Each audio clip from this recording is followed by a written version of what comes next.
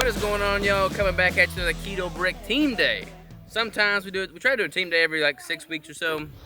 Last time we went ziplining. This time we all decided to round up and head over to Ellen's place. We all know and love Ellen. We want to just help her, give her some manpower. So we just got done demoing her playset that was behind me. It's now demoed and on my trailer. We're getting her doghouse put together. We're doing some work on the roof, working on some leaks, just getting things fixed up and dialed in. So we're all here together. We're going to be putting in some work, getting our hands dirty, then we're going to be grilling some burgers afterwards. So get ready.